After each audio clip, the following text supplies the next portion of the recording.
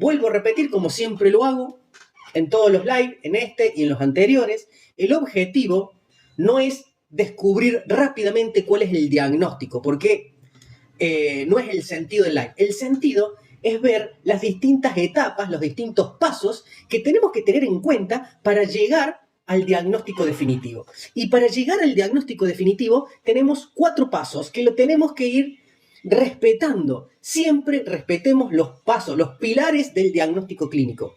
Reseña, anamnesis, examen clínico y métodos complementarios. Son los 4 pilares, son como las 4 patas de una mesa. Si yo quiero poner algo arriba de esa mesa, tiene que estar firme, tiene que ser sólida. Y eso lo logramos siempre y cuando respetemos todos los pasos.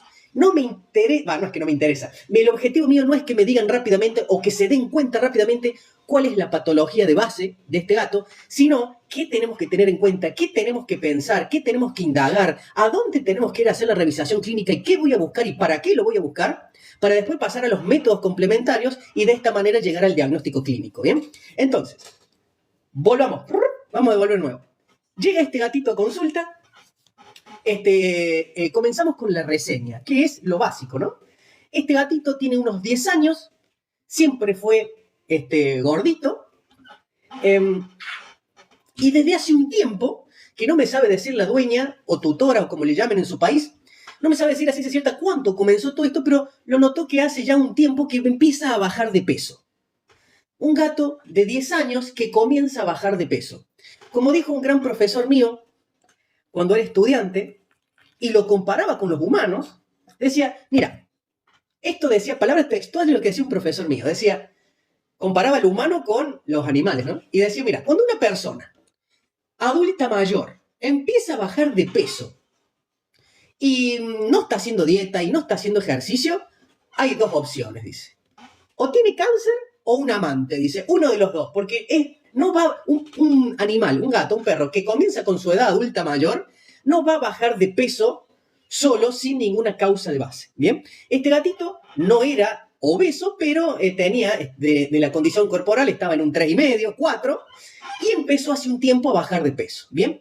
Y un dato muy interesante es que, bueno, antes de pasar a la anamnesis, gato, 10 años, macho, castrado, ¿bien? Son esos 3 datos. ¿Hay algún dato más que buscarían en la reseña o pasamos a la anamnesis? Háganse la idea, entran imagínense su consultorio, si es que lo tienen, háganse, y los que no lo tienen también, se imaginan su consultorio. Bien, alimentación, alimento balanceado, croquetas come, ¿bien?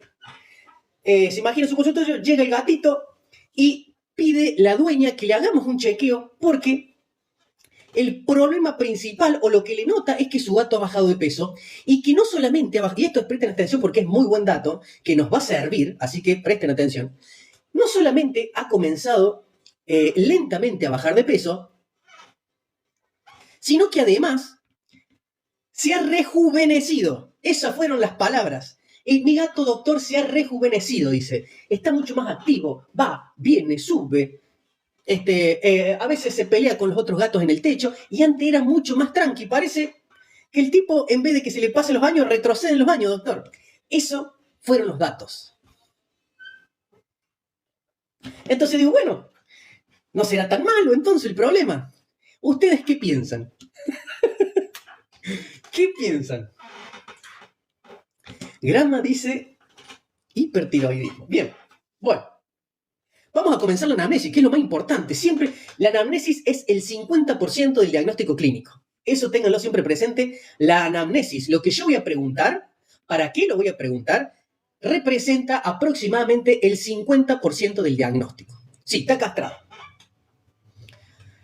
Tiene hiperactividad.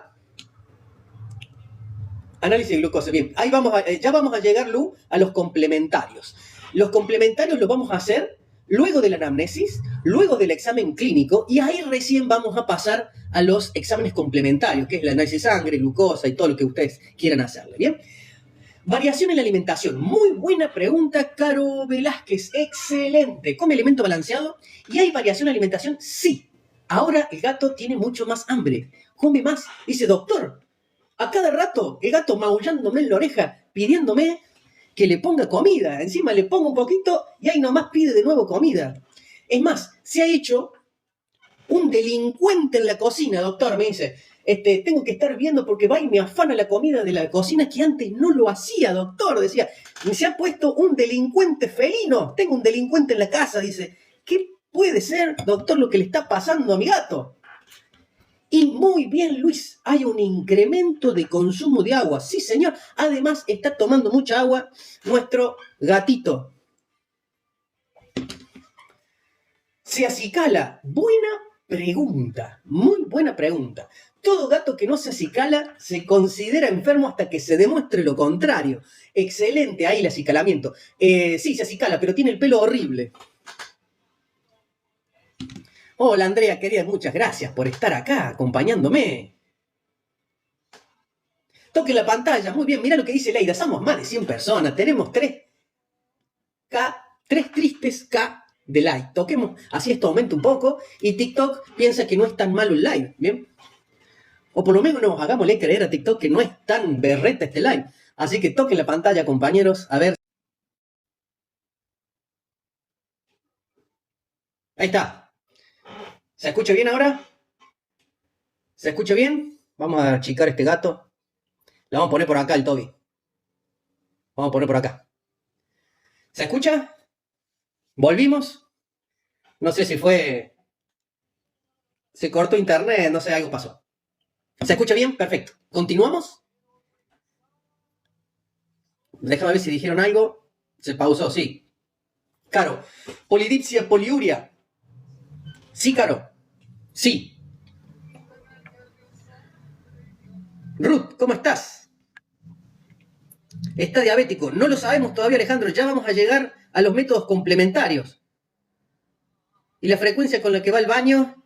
Va seguido, Luis. Va seguido a las piedritas. Bien, buena pregunta. Perfecto. Entonces, vamos a repasar un poquito.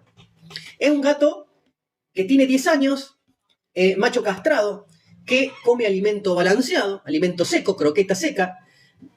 Últimamente se ha puesto un devorador serial y no solamente que come mucho, sino que se ha convertido en un delincuente felino. ¿A qué me refiero con esto? Que roba comida. El tipo está esperando que la dueña se dé vuelta y le afana siempre algo para comer en la cocina. No solamente eso, sino que se ha rejuvenecido, palabras textuales de la dueña, se ha rejuvenecido el Toby. Teniendo 10 años, que tenía una vida bastante, si se quiere, sedentaria, está mucho más activo. Y es más, quizás está un poco más irritable de lo normal. No solamente está activo, sino que por ahí está medio gruñón. ¿Bien? A eso le tenemos que sumar que toma un poco más de agua, va con frecuencia a las piedritas, ha bajado de peso, y eso. Bien, ¿cuándo fue la última vez que los desparasitó? Normalmente la dueña siempre hace un copro parasitológico en cada mes donde hay un cambio de estación. En Argentina los cambios de estaciones son muy, muy marcados. En verano hace mucho calor y llueve. En otoño se empieza a bajar bastante la temperatura, empieza a llover menos. En invierno es un invierno muy seco y frío. Y en primavera empieza a levantar un poco la temperatura. Siempre están muy marcados, por lo menos en el centro de la Argentina. Y la dueña siempre hace un copro parasitológico en cada mes donde hay un cambio de estación. Toquemos la pantalla, queridos, toquemos la pantalla, así aumentamos los likes y que esto le llegue a más gente. Con esto que se cortó, se tildó ahí, fue un palo en la rueda en el live. Bien, ahora vamos a lo siguiente. ¿Falta algún dato más? ¿Preguntan algún dato más antes de pasar a revisarlo? ¿Algún dato más? Ya repasamos todos los signos. Toda la información recolectada. Cuadro de vacunación vigente. Bien, tiene la antirrábica, la triple felina y la vacuna de la leucemia felina. Salivaciones. Bien, buena pregunta. No me acuerdo qué me dijo la dueña. Pongámosle que no. Pongámosle que no tiene salivación. Bien ahí esa pregunta. Bien. Sí, tiende a ser bastante más, usa más las piedritas y va más blando. Va un poco más blando. Bien. Bueno, tomado todos esos puntos, todos esos signos clínicos, bueno, abdomen pendulante o pelo hirsuto. Bien, perfecto. Sí, El abdomen no es péndulo, está más bien consumido, está flaco. Y el pelo está como grasiento, todo pegoteado, como que ya el gato no se acicala tanto. ¿Bien? Esos son los signos que yo puedo ver, o los puntos que yo puedo ver cuando el gato lo tengo en consultorio. ¿Bien? Ahora vamos a lo siguiente. Una vez que me da todos esos datos, ¿qué es lo primero? ¿Cuál es el ABC en la revisión clínica? ¿Color de la orina y si tiene olor fuerte? No, sino lo contrario. Tiene un color normal a claro y tiene bueno, de por sí el pis de gato es bastante fuerte, pero si no, no, ahora no tanto. Como tiene poliuria, por lo que sospechamos, lo que dice la dueña, que toma mucho y toma mucha agua y orina mucho, la orina tiende a ser de un olor menos intenso. ¿Bien? Última desparasitación, hace 2 meses. Bien, buena pregunta, Diego, excelente. Si está tomando una medicación, porque una de esas está alguna medicación alterando el funcionamiento del cuerpo de nuestro gato y nosotros estamos tomando algún signo clínico como patológico y puede tener de base que estás tomando otra medicación. Muy bien, Diego. No está tomando ninguna medicación. Dice Iván, ¿cómo le va con el clima? Bien, buena pregunta. No sé por qué lo preguntás. ¿Quién es? Vivan y dejen vivir. Bien, vos sabés que el gato se ve como acalorado. Buena pregunta. Hay lugares donde normalmente el gato disfrutaba estar y ahora se siente que tiene calor y se va de los lugares. Normalmente busca los lugares más frescos de la casa. Yami, ¿cuál es el problema del gato? Todavía nadie sabe cuál es el problema del gato. No sabemos el diagnóstico. Lo que sí sabemos, querida Yami, es que el gato ha empezado a bajar de peso, que se lo ve mucho más activo, con mucha más energía que antes. Se ha hecho un delincuente felino, roba comida, come mucho, toma mucha agua, orina mucho. La consistencia de la heces es normal a blanda. Está más irritable. Esos son los signos, ¿bien? Ya vamos a llegar al diagnóstico. Vamos a hacer los pasos del camino diagnóstico. Ahora bien, lo comienzo a revisar. ¿Qué tengo que revisar? Ustedes, cuando tienen que revisar un gato con estos signos clínicos que hablamos, ¿qué tienen que ver en la camilla? ¿Qué le van a revisar? ¿Qué procedimiento van a hacer? Puede que esté en celo. Bien, muchas veces puede ser eso, pero es macho castrado, ya, mi querida. Es verdad, cuando las gatas entran en celo, pueden tener hiperactividad, puede que se pongan empiecen a vocalizar mucho, que se quieran ir, sí, es verdad. Pero estamos hablando en otra situación. Gasta mucha energía, así es, Yami, gasta mucha energía. Dice Leida, los felinos tienden a padecer de daño, de daño renal debido a una alimentación inadecuada. Sí, puede que esto esté influenciando. Muy bien, Leida. Para los que están, toquen la pantalla. Llevamos 12K nomás, así esto aumenta los likes y que le llegue a la mayor cantidad de gente posible. Bien, revisamos los reflejos pupilares. Revisamos con luz de punto. Los 2 reflejos pupilares están dentro de todo, dentro de las líneas normales. Que están dando todo. Bien, mucosas. Normales las mucosas. Tiempo de llenado capilar. Normal a aumentado. Palpación. ¿Palpación de qué? ¿De abdomen? ¿Palpación de qué? Constantes. Bien. Temperatura. ¿Cuál es la temperatura normal de los gatos? ¿Cuál es la temperatura normal? Muy bien, L. ¿Qué es? ¿Un capibara tiene? Sí, un capibara me parece. Palpación del cuello. Muy bien. Ahí vamos a ir para ahí. Vamos a ver primero la constante. ¿Cuál es la temperatura normal de los gatos? Veterinario, sospecharía de un Cushing. Bien, ahí vamos a ir desmenuzando los diagnósticos. Primero vamos a recolectar información de la revisión clínica.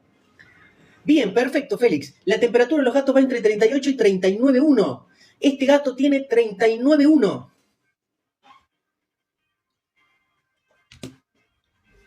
Recién dijeron, revisan cuello. Muy bien. Palpación del cuello y abdomen. Muy al límite, exactamente, Vivan y exacto, está muy al límite.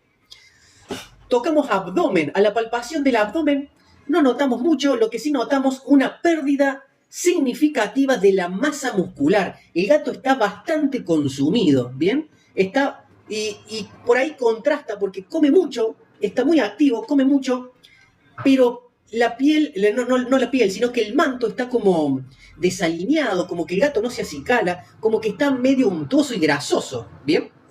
Esos son los signos clínicos. La ausculto, ¿la auscultaron? ¿Alguien dijo auscultación? ¿O nadie dijo auscultación? Hoy, ¿qué opinás de la raza presa canario? No me voy por las ramas, querida Cami, porque si no, no termino en la clase. ¿Se podría complementar la evaluación de una eco, indicar alimentación adecuada? Bien, ahí dijimos, nadie la ocultó. Mucosas rosadas, pálidas o histéricas. Rosadas, JCA, ahí están las mucosas rosadas, muy bien. ¿Con qué frecuencia? Con una frecuencia más de lo normal, más seguida de lo normal. Bien, ocultación y respiración. Bien, ¿cuál es la frecuencia normal de los gatos? Recién dijimos la temperatura va de 38 a 39, está perfecto, 39,1. Y si hablamos de la frecuencia respiratoria y cardíaca, ¿cuál es la frecuencia cardíaca normal de los gatos? Vamos a poner música.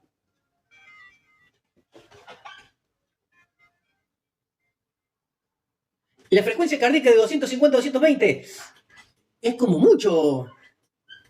Ahí va, me gusta ahí un poco más. Igual 220. Sí, puede ser, tiene que estar muy acelerado, tiene que estar corriendo una maratón de los 1000 metros. Claro, ya se murió. Bien. Ay, me gusta más de 160 a 180. Mira, normalmente los gatos va de 120 en reposo, 160, 170. Ese es el rango más o menos que se debería de mover un gato, ¿bien? 120, 130, la mínima, o sea, en estado de reposo, descansando, durmiendo, ahí está, como Tiago. Coincido más con Tiago, 120, 160. Esa es la frecuencia cardíaca, ¿bien? 160 cuando está estresado, nervioso, cuando está en actividad, y 120 cuando está en estado de reposo, ¿bien? Ahora bien, este gato se lo ve totalmente tranquilo en la camilla, en la mesa de inspección, y estamos teniendo una frecuencia cardíaca de 150, de 160 en reposo.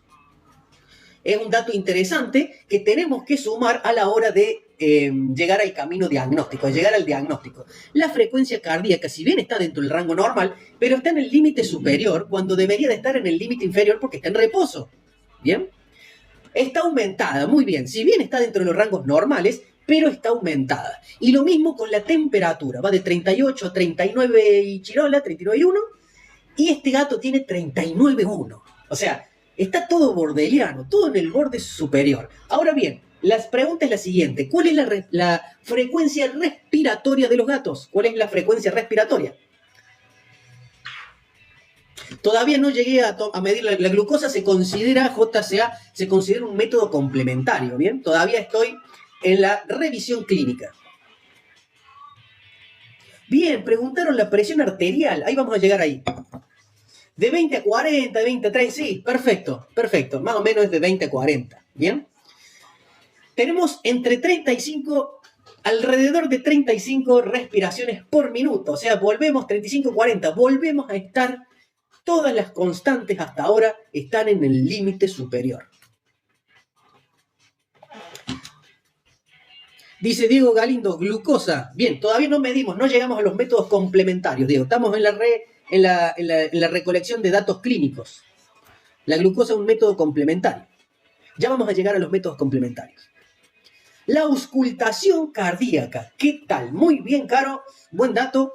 No se escucha soplo. No se escucha arritmia, sí se ve un aumento de la frecuencia cardíaca. Estamos más o menos en los 150 latidos por minuto en reposo, cuando debería estar más baja si estamos hablando de reposo. Y antiparasitario interno recomienda para gatos, y por ahí muchas veces pueden ser los antiparasitarios internos en pipeta. Bien, hay muchas veces que a la gente le cuesta un montón darle las pastillas al gato, meter los dedos adentro de la boca del gato es complicado porque no solamente tienen que tener en cuenta la boca, sino las dos manos, y se les complica un montón a los dueños darle las pastillas. Entonces por ahí las pipetas antiparasitario interno o los endectocidas, como la Revolution, que es antiparasitario interno y externo. Somos más de 100, toquen la pantalla, tenemos 17. Toquen la pantalla a ver si llegamos a un mayor número y entre todos llegamos al camino diagnóstico. Bueno, perfecto. Tenemos ya se pueden armar una idea de qué puede llegar a estar sucediendo. Aparte de todo lo que me dijeron, falta un dato más que lo nombraron una vez y yo lo dejé pasar porque estábamos en otro y no lo repitieron más. ¿Qué más tenemos que hacerle a este gato? Hay un dato importantísimo que falta en la revisión clínica. Presión arterial. Ya vamos a llegar a la presión arterial. Pero buen dato. Recórdamelo, Cowi, si no hablo de la presión arterial. Presión. Ya vamos a llegar a la palpación. Bien, ¿palpación de qué, Alejandro? Alejandro Vilches. Perfecto, perfecto. A eso quería llegar. Muy bien, Alejandro. Pliegue cutáneo. Normal. Tiempo de llenado capilar. Normal, aumentado. Pulso, fuerte. Porcentaje de tracción. No hay porcentaje de deshidratación.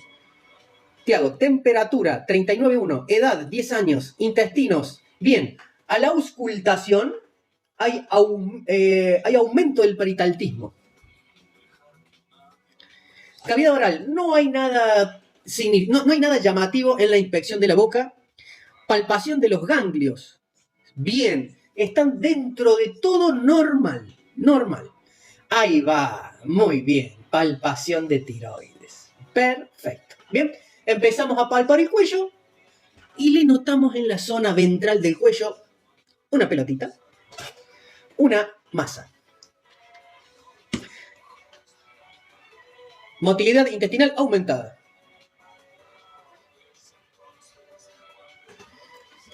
Te está cortando la circulación. 35 kilos. Te vas a querer parar y te vas a caer.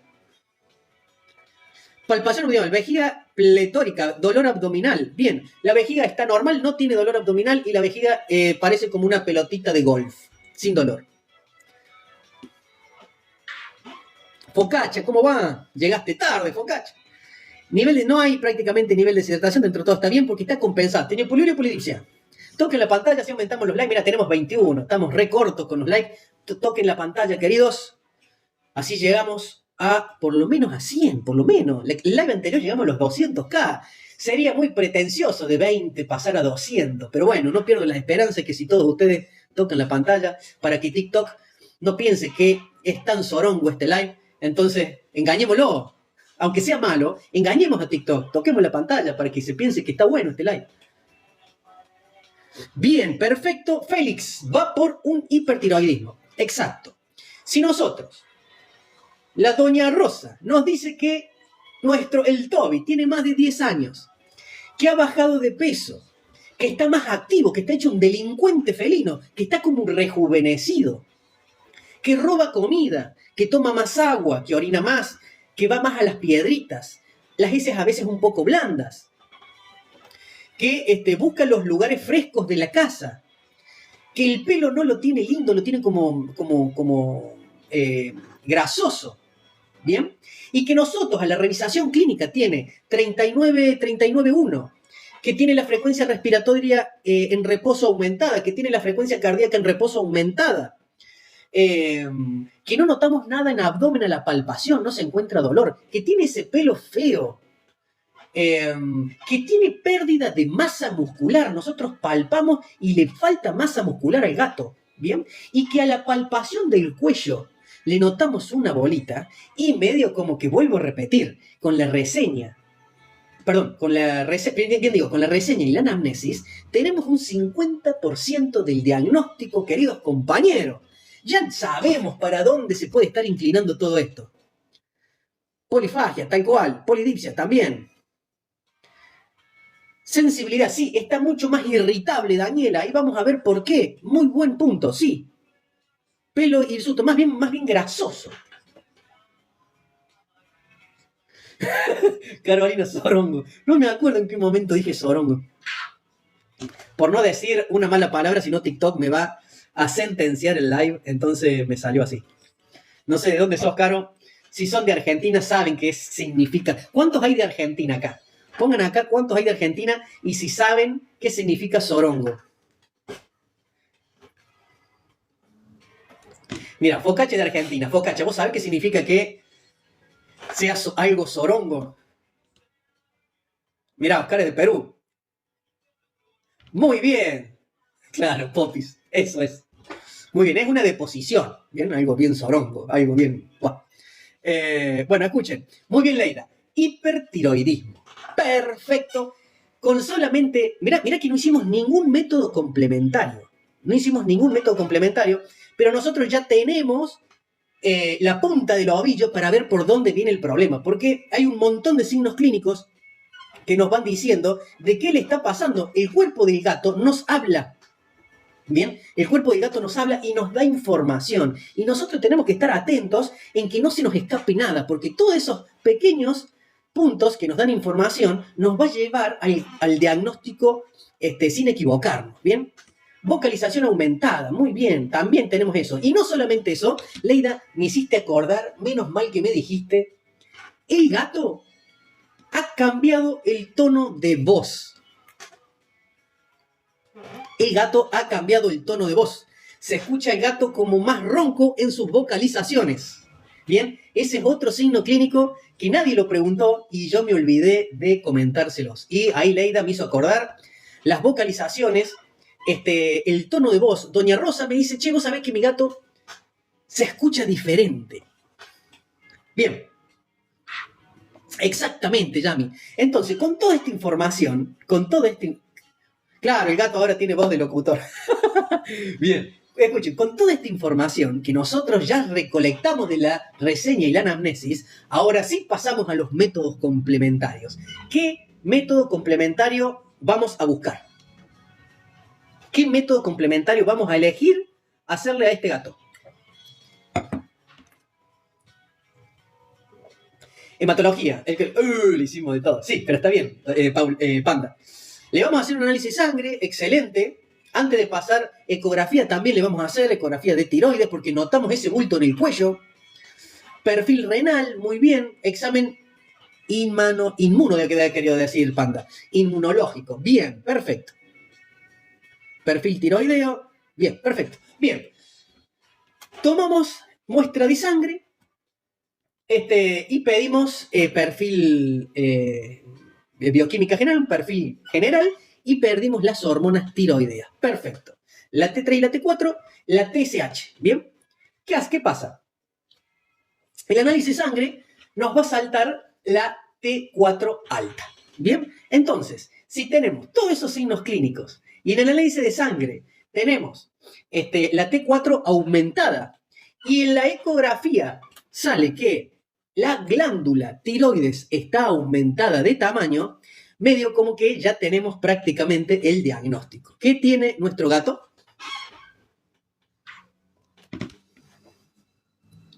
¿Qué tiene nuestro gato? Bien, Félix. ¿Están todos de acuerdo? ¿Hay alguien que tiene dudas? Falta un montón para llegar, Leida, querida, al tratamiento. Bien, bien, bien. Todos están convencidos de que es hipertiroidismo, ¿no? Bien. Escuchen ahora, porque ahora se viene lo interesante. Ahora se viene lo interesante. ¿Por qué? ¿Por qué si tiene polifagia, el gato está flaco?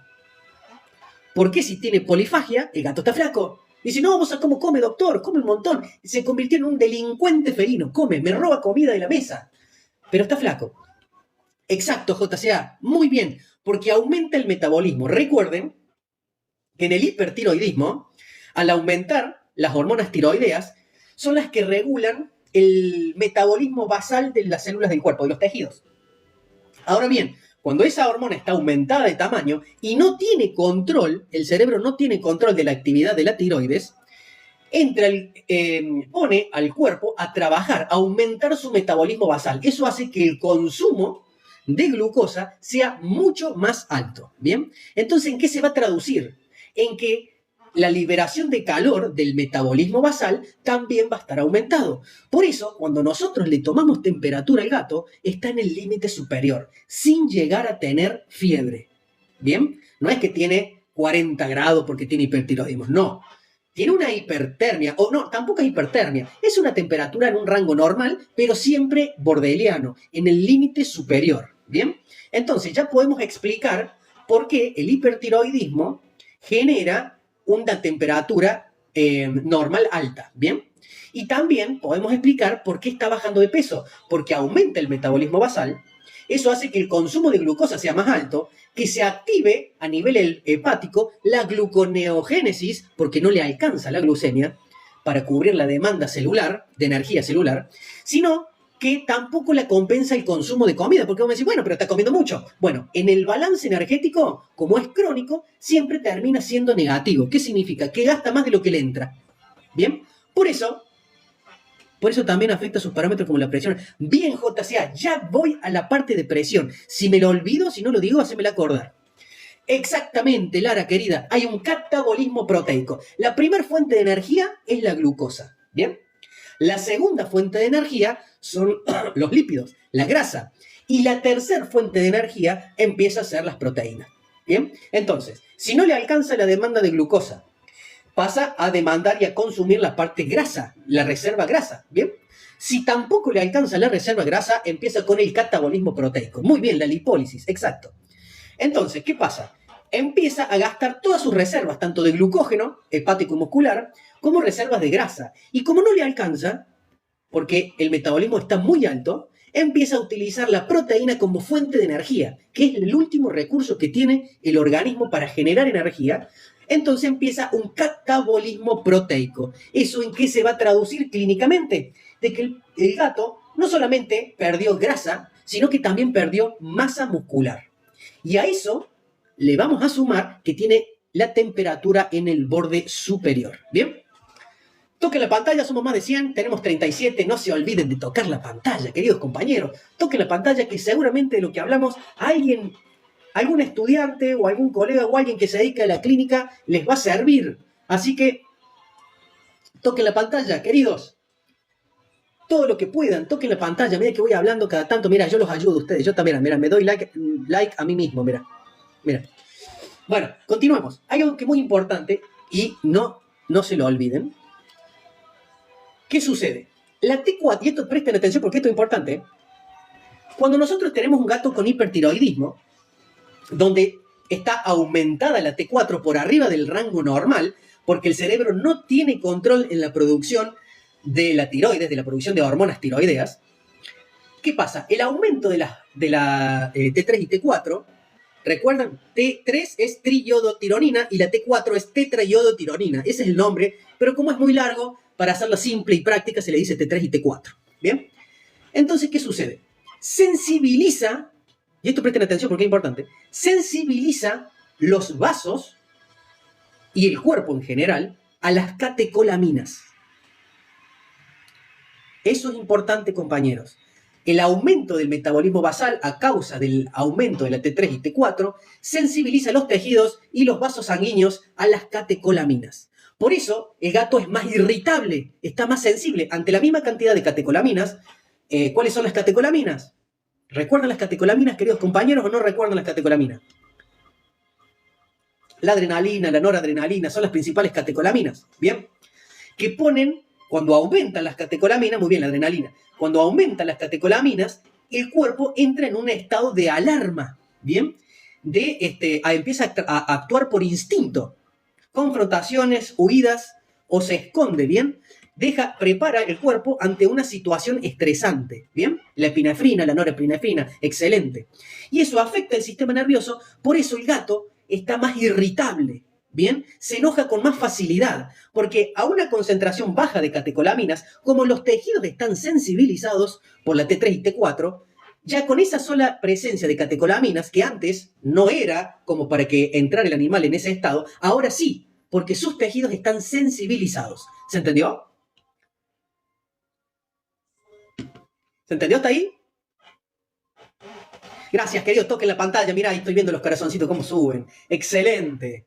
Muchas gracias. Ahí toquen la pantalla. ¿Se entendió? Perfecto. Bueno, continuemos. Tenemos 50. Vamos a ver si llegamos a los 200. Llevamos un cuarto. Mira, si somos 120, si entre todos tocan, si entre las 120 personas le meten 20, 30 likes, imagínate. Nos vamos como pedo de buzo. Para arriba. Che, bueno, escuchen. Bueno, ahora, presten atención porque esto es importante. Como hay un aumento de la sensibilidad a las catecolaminas, ¿cuál es la principal función de la noradrenalina en los vasos sanguíneos? vuelvo a preguntar, cuál es la principal función de las catecolaminas en los vasos sanguíneos? Vasoconstricción.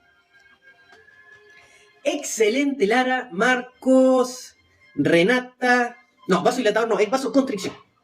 Bien, ahora, escuchen, porque esto es importante. Si yo tengo los vasos sensibilizados con las catecolaminas, ¿bien? Y produce una vasoconstricción, a un mismo flujo sanguíneo, ¿qué va a pasar con la presión? ¿Qué va a pasar con la presión si yo, a un mismo volumen de sangre, hago que los vasos sanguíneos sean un poco más chiquitos? Al mismo volumen de sangre, ahora en vez de pasar por un vaso así, ahora pasan por un vaso así. Aumenta. Perfecto. Perfecto. Entonces, como esto es crónico, como esto se mantiene en el tiempo, me lleva a una hipertensión. ¿Bien? ¿Y qué sucede si hay una hipertensión? Se la vamos a medir, por eso es importante medirle la presión a este gato. Como método complementario hicimos análisis de sangre y ecografía. Y recién por ahí me acuerdo que dijeron que hay que medir la presión. Le tomamos la presión y tiene la presión aumentada. ¿Qué va a suceder? Frecuencia cardíaca elevada. Ahí vamos a ir a la parte cardíaca, José querido. Si me olvido de hablar de eso, hacémelo acordar porque hay mucha información ahí. Pero ahora me voy a ir para la parte renal momentáneamente, así ya terminamos con la parte renal. Si yo aumento la presión, porque ahora los vasos sanguíneos, ante un mismo volumen de sangre, el vaso sanguíneo está más pequeño. Entonces aumenta la presión. Hay mayor aumento del gasto cardíaco. Bien, ¿qué dice? Alteración del eje renino. Muy bien, Renata. Ahora bien, ¿por qué se produce una alteración del eje renina, angiotensina, aldosterona? El sistema RA.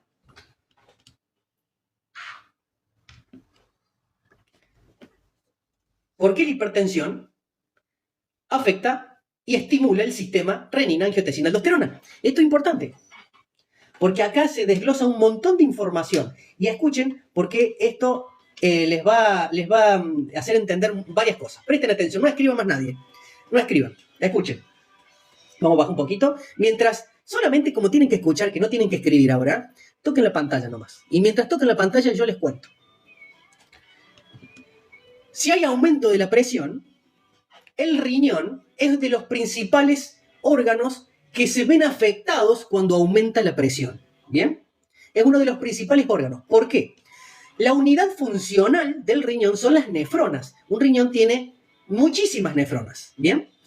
Y cada nefrona tiene un glomérulo, que es un ovillo de capilares donde ahí comienza el proceso de filtrado glomerular. ¿Bien? Ahora bien, ese glomérulo, ese ovillo de capilares, que ahí se produce principalmente la filtración, o comienza la filtración ahí, si hay aumento de la presión, termina rompiendo el glomérulo. El glomérulo tiene que funcionar a una cierta presión para que haya un buen filtrado glomerular, ni muy alta ni muy baja. Pero como en este momento está aumentada, si se sostiene en el tiempo, termina generando ruptura glomerular, donde la nefrona se termina muriendo. ¿Bien? Entonces, ¿qué es lo que sucede? Las otras nefronas que quedan vivas, por decirlo de alguna manera y como para que se entienda, tienen que trabajar el doble. ¿Bien? Y al trabajar el doble, la perfusión glomerular efectiva baja. ¿Por qué baja? Hagamos de cuenta que son 100 glomérulos y están todos laburando a full, 10 puntos, pero este se rompe, son como foquitos de luz. Ahí está, son todos foquitos de luz y están todas trabajando a cierta tensión, ¿bien? Y yo le empiezo a poner 220, 230, 250 volt, 270, 300 volt y el foquito va a iluminar hasta que se quema. Se va a empezar a quemar uno. Se empieza a quemar el otro. Se me empiezan a apagar las nefronas, queridos compañeros. Se me empiezan a romper las nefronas. ¿Y qué pasa? El volumen sanguíneo glomerular efectivo baja. Porque antes estaban filtrando 100 y ahora me están filtrando 20. Entonces el volumen glomerular efectivo, o sea, que el que realmente me está filtrando la sangre, baja. Eso es captado por las células yuxtaglomerulares del riñón. Están viendo de que hay poca perfusión. Pero no es que con el aumento de la presión le llega más sangre, sino todo por el contrario, se me van apagando, se me van rompiendo los foquitos. Entonces, el filtrado glomerular efectivo baja. Eso hace que las células justaglomerulares del riñón piensen de que, hay poca presión, hay poco volumen glomerular sanguíneo efectivo, entonces activan el sistema RA, renina, angiotensina, aldosterona. Y eso hace desastre porque la angiotensina hace que los vasos sanguíneos se hagan más chiquitos. ¿Para qué? Para que la presión que hay aumente y llegue un mayor volumen de sangre al riñón. Eso hace que las pocas nefronas que están funcionando tengan muchísimas más probabilidades de que se sigan rompiendo. ¿Bien? Eso es muy importante, queridos compañeros. No nos olvidemos que la hipertensión arterial hace desastre en los riñones. Tenemos que controlar la hipertensión. Más allá de controlar el hipertiroidismo, tenemos que controlar la presión, la hipertensión arterial, porque nos destruye el gato, nos mata el gato al mediano plazo, largo plazo nos quedamos sin gato. Bueno, eso por un lado. ¿Se entendió hasta ahí? Toquen la pantalla, queridos. Toquen la pantalla. Así cambiamos de tema. ¿Se entendió? Sebastián dice, médico, tiene que subir. Sí, totalmente, querido Seba. Si llegamos a los 200K, a los 200 likes, yo lo subo. Todo depende de ustedes, no de mí. Depende de ustedes. Nos explotó el cerebro. Che, complicado, me fui al carajo, ¿no? Bueno, la próxima vez no doy tantos detalles. Directamente digo que la hipertensión genera daño renal y chau, se acabó la historia. No doy tantos detalles. José, ¿cuándo hablas sobre triaditis felina? Lo hablé, querido José, en el live anterior. Anda a mi perfil que lo subí y ahí hablamos de la triaditis. García, no, la explicación está perfecta, explicado el 100. ¿Con detalles o sin detalles? Damos todo con detalles porque es fácil decir, no, la hipertensión genera daño renal, punto final. Es medio como que es como comer algo desabrido. O sea, claro, sí, tiene razón, la hipertensión genera daño renal. Pero medio como que tiene sabor a poco, ¿no? Y hay que explicar cómo carajo hace para que la hipertensión genere daño renal. Bien. Y ahora vamos con otro punto que es importante. Así que presten atención, porque esto es importante. Habíamos dicho que el hipertiroidismo no tenía control, el hipotálamo, en la TSH no tiene control, no puede controlar la producción de hormonas tiroideas. Bien, hasta ahí está todo bárbaro, tiene hipertiroidismo, su glándula está produciendo en forma alocada T3 y T4 y no le importa 3 pepinos si la TSH está alto o baja. Bien, entonces en forma crónica esto hace que los vasos sanguíneos se sensibilicen a las catecolaminas, esto hace que aumente la presión. ¿Y qué es lo que sucede? Esto presten atención porque a este punto quería llegar. Si el corazón es una bomba que cada vez que se contrae, o sea, en la sístole, sale sangre, ¿bien? A una cierta presión, y los vasos sanguíneos yo se los hago más chiquitos ahora. Ahora, el mismo volumen de sangre, la bomba tiene que hacerlo pasar por un vaso más finito. ¿Qué va a suceder con la presión? Si cuando se contrae el corazón, tiene que inyectar sangre y esos vasos son más finos. Se pueden llegar a afectar las válvulas, bien, pero antes. Bien, Renata. Hipertrofia, exactamente. Como el volumen es el mismo, con la falla renal crónica va a aumentar el volumen por la retención de sodio a nivel renal, ¿bien? Pero antes de llegar a la ruptura, a la falla renal crónica, antes de llegar al daño renal, las catecolaminas ya están haciendo de las suyas. Entonces ya hay vasoconstricción. Entonces el corazón tiene que hacer pasar la misma cantidad de sangre, porque el gato mantiene la misma cantidad de sangre, pero ahora por vasos no muy pequeños, sino más pequeños. Esto se va a traducir en que el corazón tiene que hacer más fuerza. Porque no es lo mismo pasar la sangre por un caño así que pasar la misma cantidad de sangre por un cañito así, más chiquitito. Entonces, si eso se mantiene en el tiempo, empieza a haber una hipertrofia del ventrículo izquierdo. Muy bien, ahí está, JCA. Mira, mejor imposible decir que está JCA que me ayuda. Hipertrofia del ventrículo izquierdo. Muy bien, querido JCA. Entonces, ¿qué significa una hipertrofia? A ver si dijeron ahí. concéntrica. ¿Qué significa hipertrofia concéntrica? Pregunta. Hipertrofia concéntrica. Crece del lado de adentro. Bien, sí. Así como si... Dicho para que lo entienda doña Rosa, que se dedica a la costura, sería que el corazón se engrosa, las paredes se hacen más gruesas, por lo tanto la cámara del ventrículo se hace más chiquita. ¿Bien? Eso se llama hipertrofia concéntrica. El corazón es un músculo. Y si yo el músculo lo entreno, le hago ese trabajo de fuerza, sostenido en el tiempo, ¿qué le sucede al músculo? Se hipertrofia. ¿Bien? Y el corazón es un músculo, se va a hipertrofiar. Así que vamos a tener hipertrofia del ventrículo y eso va a hacer que tengamos además hipertensión, que tengamos problemas renales, va a aumentar el metabolismo del cuerpo, crece hacia adentro, muy bien, agrandamiento, hipertrofia hacia el centro del corazón, muy bien, que las fibras crecen hacia adentro, aumenta la musculatura de la parte de adentro del ventrículo, muy bien, concéntrica hacia adentro, disminuye la luz, perfecto, se engrosa, bien. Bien, perfecto. Bien. Entonces, bueno, a lo que iba. Esto, cuando hacemos ecocardio, podemos ver si las cámaras del corazón están normales o no. ¿Bien? Eso se ve por ecografía. Se pueden medir para ver si las cámaras del corazón, especialmente del ventrículo izquierdo, que es el que eyecta sangre a todo el organismo, nos podemos dar cuenta a través de la clínica si ese corazón, bueno, es compatible con una hipertrofia y si es compatible con el cuadro clínico. ¿Bien? Vamos, queridos, llegamos a los 100K, excelente. Vamos a ver si llegamos, mira, quedan 10 minutos. Si llegamos a los 200K, subo el live y queda colgado. ¿Bien? Ahora bien, vamos a terminar con ese tema y vamos a irnos para otro lado ahora. Recién dijimos de que tenía a la palpación una bolita en el cuello. ¿Bien? Perfecto. Esa bolita ya me está dando una idea que posiblemente se deba a la tiroides. ¿Bien? Y esa tiroides, ¿qué patologías pueden estar afectando a la tiroides?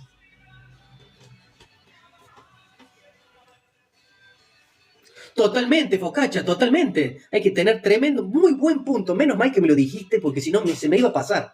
Hay grandes chances de que esta situación donde hay una cardiopatía, el gato pueda formar coágulos, un trombo adentro del corazón y si ese sale eyectado puede generar algún tromboembolismo en alguna parte del cuerpo. ¿Bien? Así que muy buen dato, Focaccia. Estás ahí pendiente, muy buen dato porque si no lo decía se me iba a pasar. Tiene predisposición este gato a formar tromboembolismo. Adenoma, muy bien, Félix. Adenoma. Autoinmune es más común en humanos. Adenoma es más común en gatos. Puede ser, lo más común es que se haga una hiperplasia. ¿Bien? Hiperplasia o neoplasia. Bien, exacto, Félix. Lo más común es una hiperplasia y lo no tan común es una neoplasia. Hiperplasia, para los que todavía no están en tercer año, porque esa terminología la empiezan a tener en tercer año, la hiperplasia es un agrandamiento de la tiroides, ¿bien? Y una neoplasia es tumoral, ¿bien? Hay un cambio en las células de las tiroides que transforman esa célula de normal a cancerosa, ¿bien? Eso es una neoplasia, nuevo tejido. Neoplasia, nuevo de nuevo. Hiperplasia es que está aumentada la plasia, el tejido. Aumenta el tejido. Hiperplasia, ¿bien? Hiperplasia o neoplasia. Alguna de esas dos tiene. Porque las dos se agrandan. A la palpación están agrandadas. Ahora bien, y esto presten atención porque es importante. Mientras tanto, ustedes toquen la pantalla a ver si llegamos a los 200K y subo el live. En la hiperplasia, la tiroides a la palpación muchas veces es fluctuante. Bien, no hay adherencias. Y los bordes de esa bolita son lisos. Es un signo clínico. Yo después lo confirmo si es una hiperplasia con la ecografía, que ya vamos a ir para allá. Pero mientras tanto, en la revisación clínica, yo ya me doy cuenta si el Toby tiene una hiperplasia o una neoplasia. Puedo llegar a inferirlo. No significa, no lo puedo diagnosticar por palpación. Hablaría mal del colega decir que solamente por palparlo puede decir si es una hiperplasia o una neoplasia. No, no me refiero a eso. Pero podemos llegar ya a sospechar, mediante la palpación, si estamos frente a una hiper o sea, a una neo. ¿Por qué? Porque la neoplasia, la tiroides son dos glandulitas que están en el cuello, uno de cada lado, y normalmente cuando una se hace neoplásica, que produce en forma desmedida, la T3 y la T4, avisa al cerebro, porque tiene un feedback negativo con el cerebro, y genera TSH para que deje de funcionar. Pero como una de esas dos glándulas está neoplásica, termina atrofiando la otra, porque la otra está normal. Entonces le está permanentemente llegando información de que deje de producir, y si eso se mantiene constante en el tiempo, se termina atrofiando la glándula. Entonces, con la neoplasia, muchas veces está de un solo lado, tiene forma irregular, es como si tocáramos una mora o si tocáramos un racimo de uvas, por decirlo de alguna manera y como para que se entienda, ¿bien? Está deformada, ¿bien? Tiene rugosidad, ¿bien? Eso da un aspecto en la clínica de que estamos más inclinados hacia una neoplasia que a una hiperplasia, ¿bien? Obviamente que después con una ecografía podemos ver si el tejido hay una relación entre la corteza y la médula. Recuerden que en la hiperplasia las estructuras se mantienen y en una neoplasia hay un tejido heterogéneo. Están mezclados tejidos hipoecoico con hiperecoico, que así se le dice en ecografía cuando un tejido rebota el sonido, el ultrasonido, si rebota o no, si hay un grado de absorbancia de la frecuencia sonora del ecógrafo, ¿bien? Del transductor. ¿Se entendió? ¿O vamos de nuevo?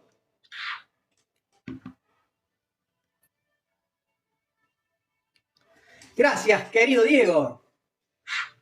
Entonces, con ecografía podemos diferenciar o podemos llegar ya a que nos ayude al diagnóstico junto con el análisis de sangre si estamos frente a una hiperplasia o una neoplasia, ¿bien? Entonces, ¿qué sucede? Ya tenemos un pronóstico, ¿bien? Porque, ¿qué pasa? Si nosotros estamos frente a una neoplasia, a la palpación muchas veces genera adherencias. Como pierde la relación corteza-médula y es infiltrativo, ¿qué significa? Que empieza a colonizar tejido circundante. Eso hace que muchas veces se vea afectado el paso del nervio laringo recurrente y eso está inervando las cuerdas vocales. Entonces, ¿en qué se va a traducir? En que el gato cambia el tono de voz. Cuando el gato maulla o vocaliza, nosotros conocemos, o el dueño conoce el tono de voz de su gato y lo empieza a notar ronco, lo empieza a notar con voz de locutor, como dijeron por ahí, ¿bien? Cambia el tono de voz, que normalmente aparece con la neoplasia, pero muchas veces no es tan común en la hiperplasia, ¿bien? Porque la neoplasia es infiltrativa. Entonces, al ser infiltrativa, produce adherencias, está pegado, a diferencia de la hiperplasia, que es más móvil. ¿Esa tiroides se puede biopsiar? Sí, totalmente, se puede biopsiar. Muy bien. Sí, totalmente. Y eso no termina ahí. Normalmente cuando es una neoplasia, ¿dónde es el principal punto de metástasis? Pregunta. Si yo, mediante la clínica, ya me voy inclinando, todavía no hice, ¿cómo es? Biopsia, no biopsia todavía, ¿está? Sin biopsiar, yo ya puedo más o menos encaminarme si es una hiper o una neoplasia, ¿bien? Por los signos clínicos que dijimos recién. Ahora bien, si yo sospecho que es una neoplasia porque hay adherencias, porque está tirado hacia un lado, no hacia los dos, porque la palpación es irregular, ¿bien? Hay cambio en el tono de las vocalizaciones, ¿bien? Están comprometidos muchas veces los ganglios circundantes. El principal punto a donde migra la metástasis, muy bien, Carla, muy bien, JCA, un crack. Radiografía, queridos compañeros, radiografía, porque el principal lugar donde muchas veces migran estas metástasis es a pulmón. ¿Y qué pasa? Como en pulmón es un tejido donde hay aire Y si metastiza ahí, se empiezan a formar neoformaciones de carne, básicamente es un tejido compacto, un tejido macizo de tejido, tiene un grado de absorbancia de la radiación diferente al parénquima pulmonar que está cargado de aire en sus alvéolos. Entonces hay mucho contraste en el grado de absorbancia de la radiación en el momento de tomar la radiografía, por eso es más fácil poder ver una metástasis en pulmón, porque al haber buen contraste, si aparece algunas neoplasias, es más fácil el diagnóstico. ¿Bien? ¿Se entendió?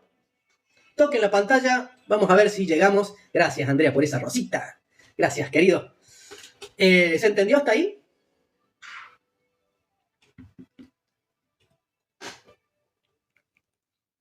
Ahora yo les consulto.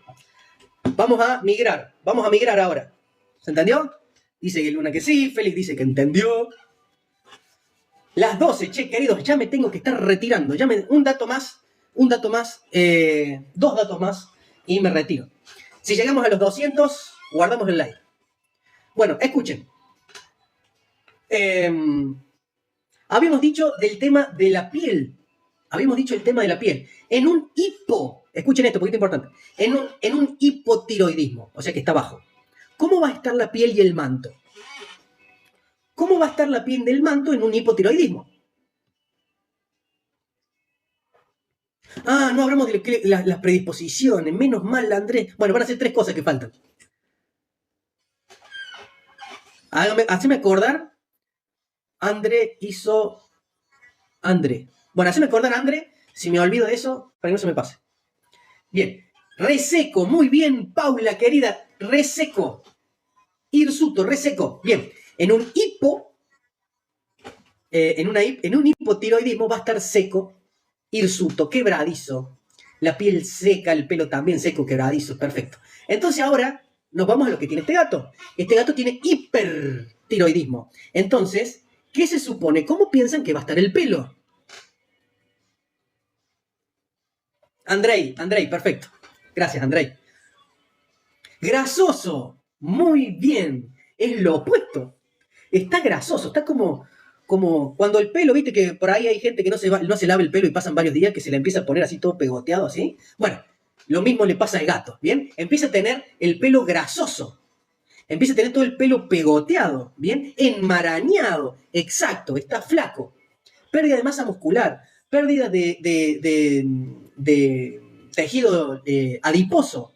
El pelo grasoso, pegajoso, enmarañado. Exactamente, ese es el signo que nosotros vamos a ver en un gato hipertiroideo. ¿Bien?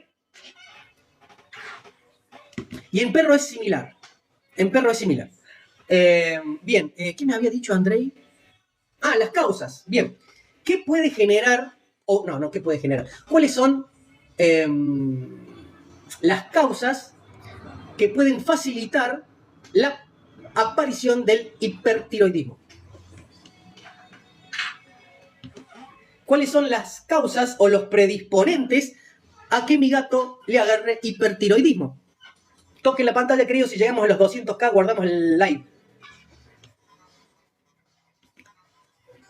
Le están preguntando a ChatGPT. Bien, edad.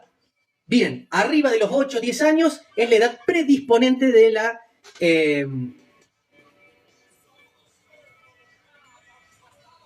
uso de corticoides, puede ser que sea iatrogénico. Medicamentos, puede ser. ¿Qué más? Hipertiroidismo, causas de hipertiroidismo. ¿Cuál es lo más común? Lo más común. Razas, genéticos, obesidad. Lo más común. Muy bien, la alimentación.